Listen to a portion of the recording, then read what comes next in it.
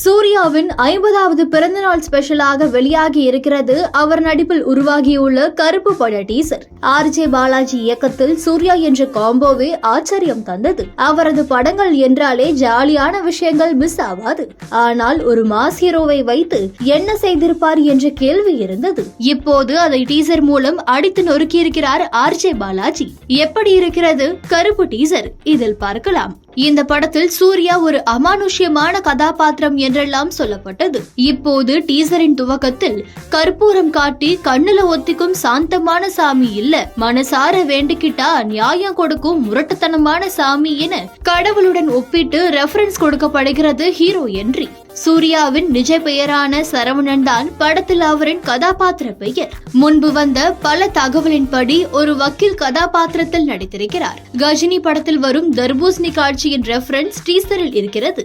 வக்கீல் மட்டுமில்லாது இன்னொரு லோக்கல் கெட்டப்பில் சுருட்டு பிடித்தபடி வருகிறார் சூர்யா. பொதுவாக சினிமாவில் புகைப்பிடிக்கும் காட்சிகளில் நடிப்பதில்லை என இருந்த சூர்யா ரெட்ரோ படத்தில் புகைப்பிடித்தபடி நடித்தார். ஆனால் படத்தின் இசை வெளியீட்டு நிகழ்வில் அது படத்துக்காகத்தான், நான் புகைப்பிடிப்பதை ஆதரிக்கவில்லை என கூறினார். இந்த படத்தின் வெளியீட்டு சமயத்தில் சுருட்டு பற்றி சூர்யா பேசலாம். படத்தின் கதை நிலம் சம்பந்தப்பட்ட சிக்கல் ஒன்றை மையப்படுத்தியதாக டீசர் பார்க்கும் போது தெரிகிறது.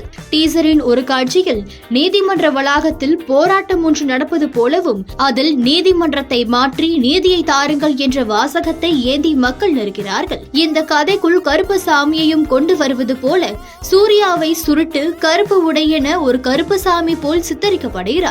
மேலும் படம் ஒரு கோர்ட்ரூம் டிராமா என்பதும் தொடர்ந்து சொல்லப்பட்டு வருகிறது. அதற்கு ஏற்றது போல டீசரில் நிறைய நீதிமன்ற காட்சிகள் இடம் பிடித்திருக்கிறது.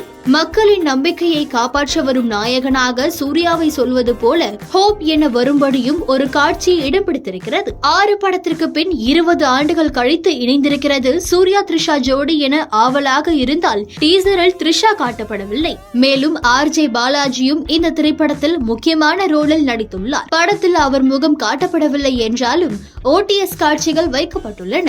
இது சூர்யா பிறந்த நாளுக்காக வெளியான டீசராக இருந்தாலும் உண்மையில் டீசரின் ஹீரோ இசையமைப்பாளர் சாய் அபியங்கர் தான். அவரின் அறிமுக படமாக வர இருக்கிறது கருப்பு. ரஹ்மான் இப்படத்திற்கு இசையமைக்க முடியாத சூழலில் சாய் இப்படத்திற்குள் வந்ததும் அடுத்தடுத்து அவருக்கு பட வாய்ப்புகள் கிடைப்பதும் சும்மா இல்லை என்பதை தன் மிரட்டலான இசை மூலம் நிரூபித்திருக்கிறார். தீபாவளி ரிலீஸ் ஆக கருப்பு வெளியாகும் என சொல்லப்படுகிறது. சூர்யாவின் சூரரை போற்று, ஜெய்பீம் 2 படங்களும் அவருக்கு பேரெடுத்து வந்தாலும் அவை இரண்டுமே OTT-யில் வெளியாகின.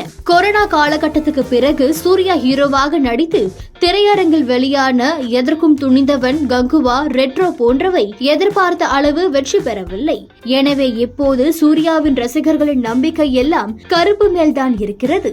அவர்கள் நம்பிக்கை வெற்றி பெறட்டும் என வாழ்த்துவோம்.